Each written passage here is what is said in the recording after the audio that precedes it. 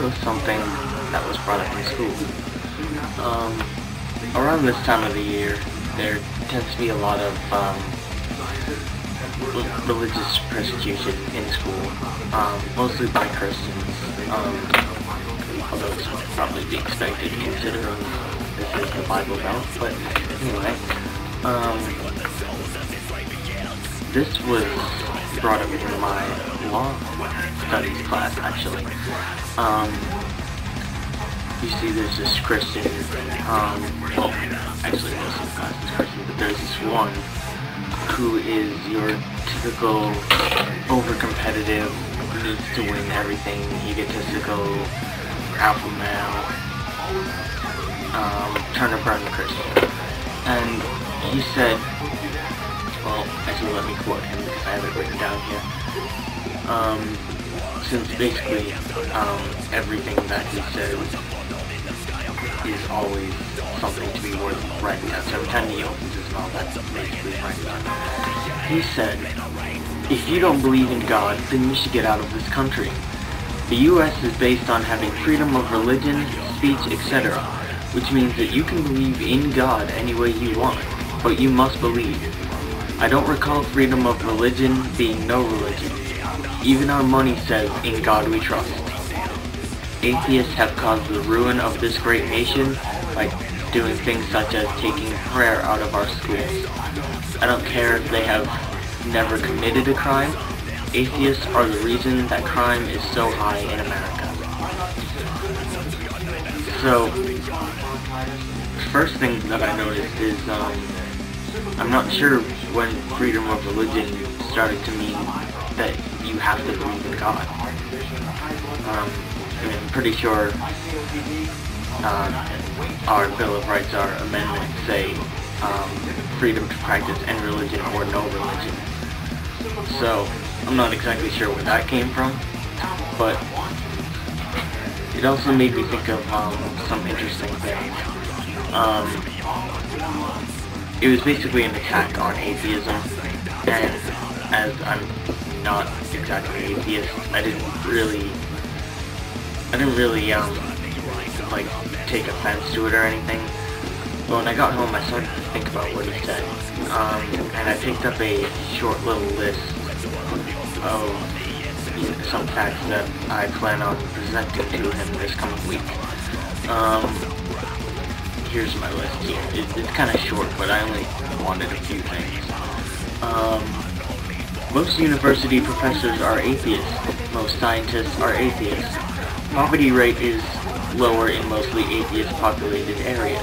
IQ level is increased among atheist-populated areas. The illiteracy rate is lower in atheist-populated areas. The average income is increased in atheist-populated areas.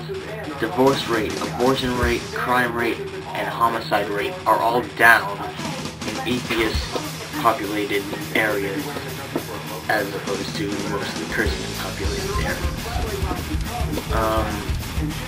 Now I could continue this for a long I could probably add a lot more to this list and continue it for a long time, but this may already end up being a very long video. So let's do this video in parts.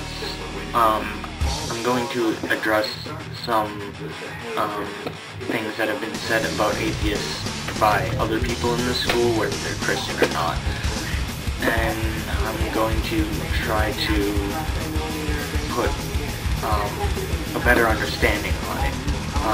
Most of the answers that I'll be giving are mine completely, and some of them I've taken bits and pieces from other people. So, unfortunately I didn't write down the sources that I have, so if I took this from you, this is me giving you credit. So, here we go.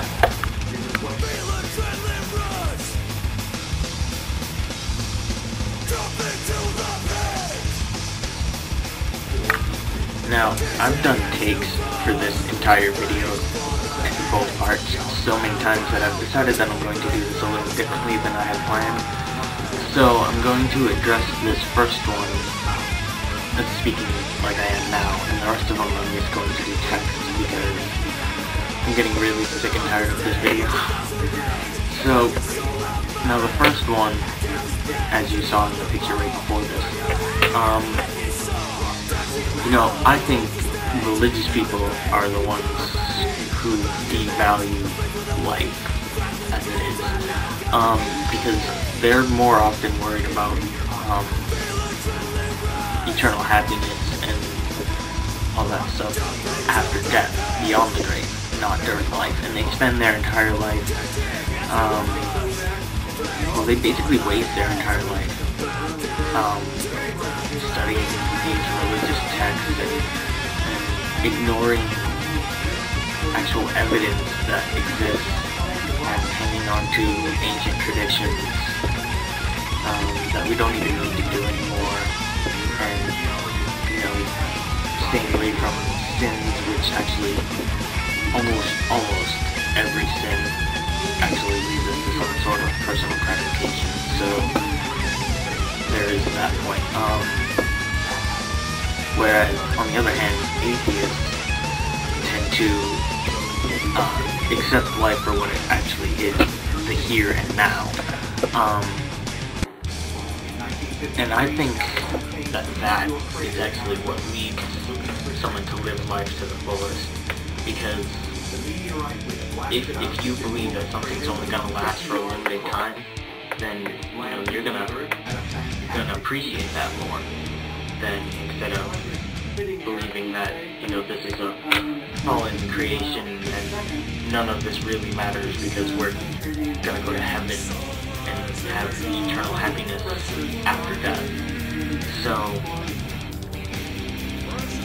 that's my take on this. And, you know, atheists, our friendships and relationships, they don't need to be everlasting in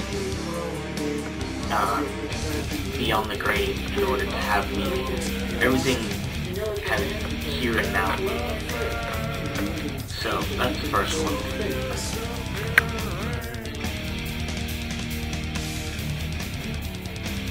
I found